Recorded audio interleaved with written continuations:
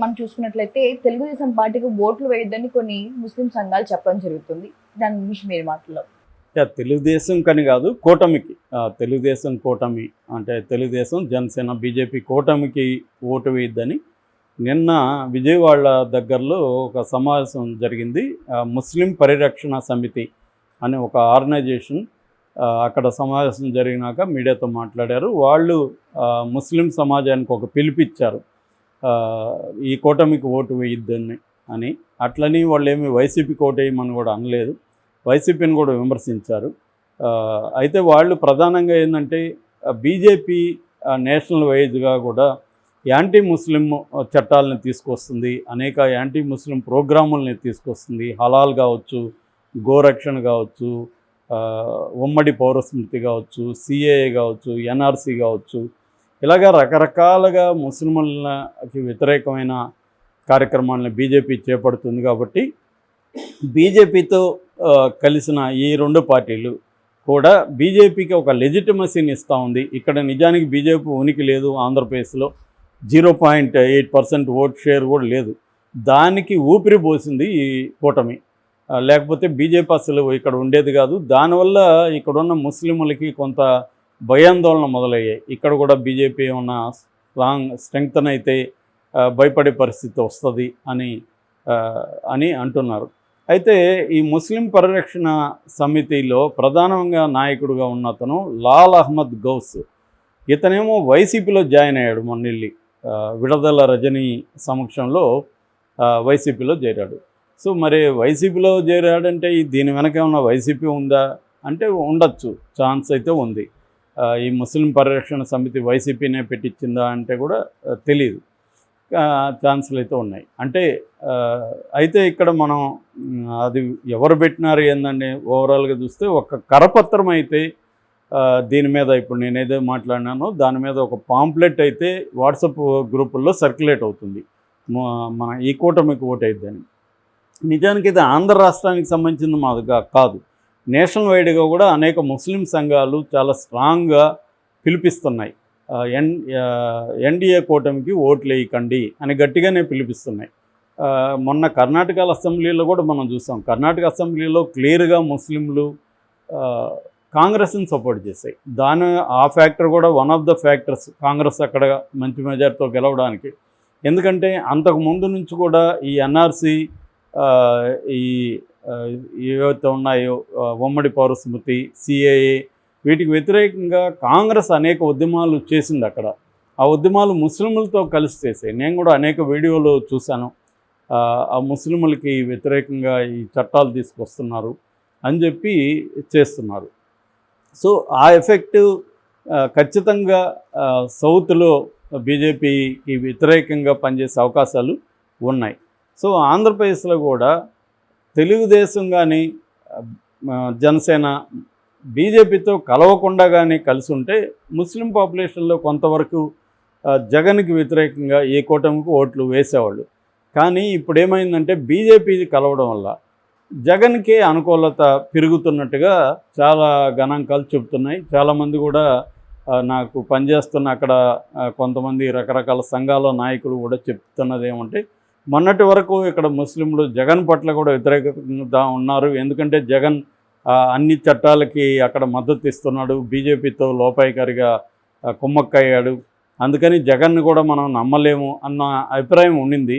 కానీ ఇప్పుడు ఓపెన్గా వీళ్ళు అది కూడా బీజేపీ ఇష్టం లేకుండా తెలుగుదేశమే వెళ్ళి బలవంతంగా బీజేపీతో పొత్తు పెట్టుకుంటే చంద్రబాబును అసలు నమ్మలేము మనం, జగన్నైనా నమ్మచ్చేమో కానీ చంద్రబాబును నమ్మలేము, మళ్ళీ బీజేపీతో పొత్తు పెట్టుకున్నాడు అన్న అభిప్రాయం ముస్లిం పాపులేషన్లో పెరుగుతుంది. ఇది గ్రేటర్ రాయలసీమలో ఎక్కువ ఇబ్బంది. మామూలుగా అయితే ముస్లిం పాపులేషన్ 7% ఉందని చెప్తున్నారు ఆంధ్రప్రదేశ్లో. కానీ గ్రేటర్ పాపులేషన్లో గ్రేటర్ రాయలసీమ అంటే నెల్లూరు ప్లస్ రాయలసీమ జిల్లాలు, ఈ జిల్లాలలో అంటే ఉమ్మడి గతపు జిల్లాలు, ఓల్డ్ జిల్లాలు కడప, కర్నూలు, అనంతపురం, చిత్తూరు, ఈ జిల్లాలలో ముస్లిం పాపులేషన్ ఎక్కువగా ఉంది కాబట్టి కొంత దెబ్బతినే అవకాశం ఉంది. అందుకని చంద్రబాబు నాయుడు రాయలసీమలో పర్యటిస్తున్నప్పుడు అనేకసార్లు బీజేపీతో రాష్ట్ర ప్రయోజనాల కోసం పెట్టుకున్నాము, జగన్ నాశనం చేసేస్తున్నాడు, అందుకని రేపు పొద్దున మళ్ళీ బీజేపీ అధికారంలోకి వస్తుంది కాబట్టి రాష్ట్ర ప్రయోజనాలని దృష్టిలో పెట్టుకొని బీజేపీతో పొత్తు పెట్టుకున్నాం తప్ప మీకే రకమైన ఇబ్బంది లేకుండా నేను చూసుకుంటాను అని కూడా ముస్లింలని ఆయన ఉద్దేశించి చెప్పారు. అయినా ముస్లింలు ఆయన మాట వింటారా? ఎందుకంటే వాళ్ళకి బీజేపీ ఏ రకంగా బలపడడం కూడా ఇష్టం లేదు. సో ఇప్పుడు బీజేపీ మామూలుగా అయితే వాళ్ళకి ఒక సీటు కూడా వచ్చే అవకాశం లేదు. ఇవాళ వాళ్ళకి 3-4 సీట్లు లోక్సభ సీట్లు వచ్చే అవకాశాలు కనిపిస్తున్నాయి. సో ఇది ఖచ్చితంగా బీజేపీ బలపడడానికి ఏమన్నా దోహదపడుతుందా అన్న ఒక డౌట్ అయితే ఉంది. అందుకని వాళ్ళు అటువైపు వెళ్ళారు. అంటే హారిబుల్ అండ్ మెజరబుల్ అంటారు. సో హారిబుల్ కంటే మెజరబుల్ బెటరు. జగన్ కూడా మెజరబులే కానీ హారిబుల్ ఇక్కడ. సో హారిబుల్తో పోలిస్తే మెజరబుల్ బెటర్ అని అట్లా వెళ్ళే అవకాశం ఉంది. అంటే దాని ఏమంటారంటే ఒక 2 ఈవిల్ ఫోర్సెస్ ఉన్నప్పుడు తక్కువ ఈవిల్ ఫోర్స్ని సెలెక్ట్ చేసుకుంటారు ఎవడైనా. పెద్ద ఈవిల్ ఫోర్సు అదైతే ఇమీడియట్గా చంపేస్తారు, ఇదైతే కొద్దిగా లేటుగా చంపుతారు అని చెప్పి వచ్చే అవకాశం ఉంది. అలాగా జగన్ కూడా బీజేపీతో ఉన్నాడు క్లియర్గా. జగన్ కూడా పోటీలు పడి వాళ్ళు అడగకపోయినా మద్దతులు ఇస్తున్నారు. ఇక్కడ తెలుగుదేశం కూడా ఇస్తుంది. కానీ తెలుగుదేశం ఓపెన్గా పెట్టుకునింది, జగన్ ఓపెన్గా పెట్టుకోవట్లేదు. ఇదే తేడా. రెండోది ఏంటంటే జగన్ కూడా అంటే వైసీపీ కూడా ఎక్స్ప్లెయిన్ చేస్తుంది. మొన్న వైసీపీకి సంబంధించిన కొంతమంది లీడర్లు కూడా మేము అంశాల వారీగా మద్దతు ఇస్తున్నాం తప్ప మేమేమి వాళ్ళతో పొత్తు పెట్టుకోవట్లేదు. రెండవది షఫీజ్ ఖాన్, ఎండి మహమ్మద్ షఫీజ్ ఖాన్ మొన్న స్టేట్మెంట్ ఇచ్చాడు. సీఏకి కూడా మేము ఈ ఫార్మేట్లో మద్దతు ఇవ్వలేదు, ఫార్మేట్ మార్చమంటున్నాం, దీంట్లో అనేక అంశాలు మార్చాలనేది మేము డిమాండ్ చేశామని కూడా ఆయన ఎక్స్ప్లెనేషన్ ఇస్తున్నాడు. ఏదేమైనా ఇప్పుడు ముస్లిం ఓటర్స్ కోసం తెలుగుదేశం ఇటు ఈ 2 క్యాంపుల్లో ఒక ఇదైతే జరిగింది. అయితే ఇక్కడ ఇంకొక విషయం చాలా మందికి తెలియని విషయం ఒకటి చెప్పాలని నేను అనుకున్నాను. అదేంటంటే చాలామంది ఏమనుకుంటున్నారంటే బీజేపీ ముస్లింలకి యాంటీ అనుకుంటున్నారు. కాదు, బీజేపీ ముస్లిం పాపులేషన్లో రకరకాల వర్గీకరణలు ఉన్నాయి. ముఖ్యంగా షియాలు, సున్నీలు అనే వర్గాలు ఉన్నాయి. మొత్తంగా ఇండియాలో 15% ముస్లిం పాపులేషన్ ఉంటే అందులో షియాల పాపులేషన్ 15% ఉంది. ఈ షియాల మీద బీజేపీ ముందు నుంచి కూడా కాన్సన్ట్రేట్ చేస్తుంది. ముఖ్యంగా లక్నో షియాలో సంబంధించి రాజ్నాథ్ సింగ్కి చాలా మంచి అభిమానం, ఆయనంటే అభిమానం, నమ్మకం ఉన్నాయి అక్కడ. సో యోగితో ఏదైనా మాట్లాడాలనుకుంటే కూడా షియా వాళ్ళు రాజ్నాథ్ సింగ్ని అప్రోచ్ అవుతున్నారు. సో బీజేపీ ఈ షియా పాపులేషన్ మీద అంటే 15లో 15% పాపులేషన్ మీద ఫోకస్ చేస్తుంది. నెంబర్ 1. నెంబర్ 2, పస్మందా ముస్లిమ్స్ అని ఒక తెగ ఉంది. పస్మందా ముస్లింలు అంటే అర్థమైందంటే, పస్మందా అంటే అరబిక్లో అంటే పర్షియన్లో మార్జినలైజ్డ్, వెనకబడిన వర్గాలని అర్థం. మామూలుగా ముస్లింల్లో క్లాస్ పరంగా చూసుకున్నప్పుడు 3 రకాల వర్గీకరణలు ఉంటాయి. ఒకటి అస్రాఫ్స్ అంటారు. అస్రాఫ్స్ అంటే అది డామినెంట్ వర్గం, వెరీ రిచ్ ఎలీట్, వీళ్ళని అస్రాఫ్స్ అంటారు. తర్వాత అజ్లాబ్స్ అంటే బీసీలు, కొద్దిగా మిడిల్ గ్రౌండ్. ఆర్జల్స్ అంటారు. అర్జల్స్ అంటే ఎస్సీలు, దళితులు. సో ఈ వర్గాలు ఉన్నారు. ఈ ఆర్జల్స్ అండ్ అజ్లాబ్స్ అంటే బీసీలు, ఎస్సీలు, ఈ 2 వర్గాలు దాదాపు 85% ఉన్నాయి ముస్లింలు అని చెబుతున్నారు. ఈ 2 వర్గాలని కలిపి పస్మందా ముస్లిమ్స్ అంటారు. ఈ పస్మందా ముస్లిం మహాజ్ అనే ఒక సంఘం కూడా 1998లో ఏర్పడింది బీహార్లో. సో ఈ సంఘానికి అలీ అన్వర్ అన్సారీ దీనికి వ్యవస్థాపకుడు. ఆయన కానీ లేకపోతే దీంట్లో ఆయన ఫస్ట్లో కమ్యూనిస్టులతో ఉన్నారు. మెల్లగా బీజేపీ వాళ్ళు ఈ పస్మందా ముస్లింలని అడ్రస్ చేస్తున్నారు. మైనారిటీ మోర్చా అని ఒకటి ఏర్పాటు చేశారు. మైనారిటీ అవుట్రీచ్ అనే ప్రోగ్రాం పెట్టారు. ఆ మధ్య కూడా మోడీ మాట్లాడుతూ మీరు ముస్లింలుగా ఓటేయకండి, మాకు పస్మందాలుగా ఓటేయండి అని చెప్తున్నాడు.